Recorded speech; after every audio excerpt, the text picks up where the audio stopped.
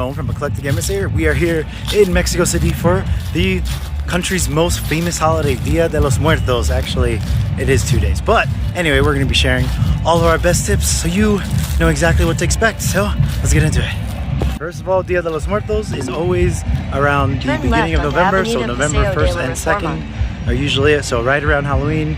And the city gets crazy. So many people, so many beautiful decorations everywhere. These orange flowers called marigold are just sprinkled around. All the stores and everything are so awesomely decorated. And it's just a great time overall. One of the main things to do is go to this one giant parade. Actually got famous from 007, but hey man, while you're here, you know, might as well check it out.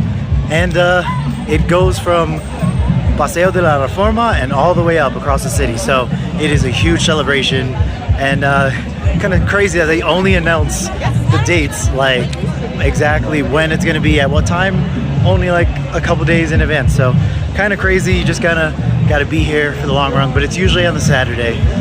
So yeah, let's go check it out. Dia de los Muertos is one of the most popular and famous holidays in all of Mexico, and hugely celebrated internationally throughout the world as well. Also known as Day of the Dead, it is a unique celebration of both life and death, and despite the morbid naming convention, actually more of a spiritual celebration of the joys and beauty of life. Traditionally, it's more of a spiritual celebration where families honor the memories of deceased loved ones by offering gifts on an ofrenda. An ofrenda is an altar decorated with flowers, pictures of the deceased, and snacks. One place you gotta check out during Dia de los Muertos is, of course, El Zocalo. Look at this place. There's a mega ofrenda right there.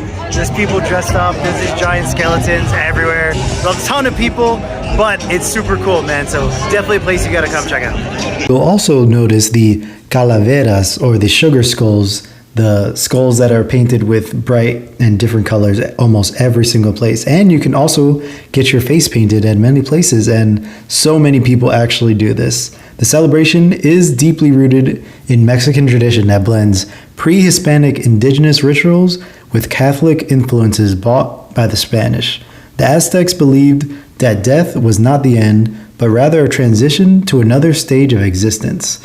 The holiday is celebrated on November 1st and November 2nd every year, where the main festivities actually, like the parade, occur on the 2nd usually. And this year it was at 2 p.m. for us, but that could totally change, so be sure to check with the locals when you actually arrive. Traditionally, the celebration was a time for families to welcome the spirits of their deceased loved ones back to the world of the living with food, music, and heartfelt embrace. So it was more of a low-key kind of vibe. A lot of locals would just visit the cemeteries that would be lit up and pay respects to their loved ones. But more recent time, definitely thanks to the James Bond movie, they started doing the massive parade, and I guess the tradition just stuck, so now it's much more popular occurrence, and definitely one of the things that you got to do while in Mexico City. While the main events usually occur on November 1st and 2nd, celebrations begin as early as mid-October, so be sure to show up maybe like a week in advance if you want to enjoy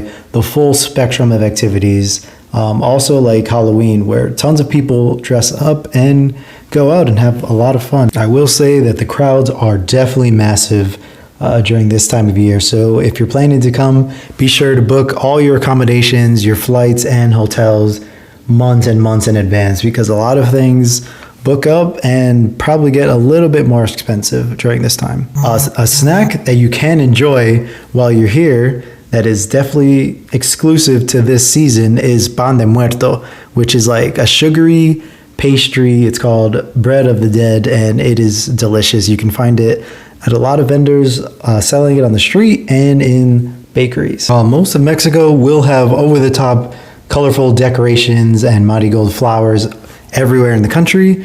A few places that you won't want to miss, even if you don't want to go to the giant massive parade in Mexico City, are the towns of San Andres Mexique, which has cemeteries lit by the ethereal glow of candles at night, which could be a super interesting experience. The town of Coyoacan, which has also the floating gardens of Xochimilco and Casa Azul that have plenty of awesome decorations to see, and the town of Oaxaca, which is in the south. I heard that this is probably one of the best places in the country to experience Dia de los Muertos in a more traditional and festive way. So that's definitely on our bucket list radar. So maybe one day we'll check it out.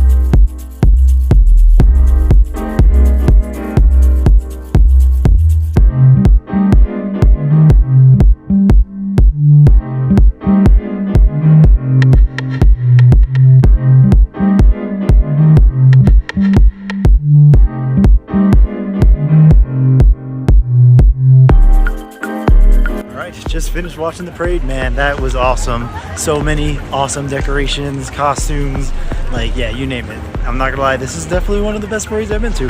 Kind of reminds me of St. Patrick's Day in Ireland, you know, similar vibe. Definitely a ton of people, and you gotta get on either one of these sides, otherwise you're not gonna be able to cross. So definitely recommend showing up early to get the best spot. But other than that, it's pretty awesome. Lasts about an hour and a half, and yeah, after that, more stuff in the city to do, so let's check it out.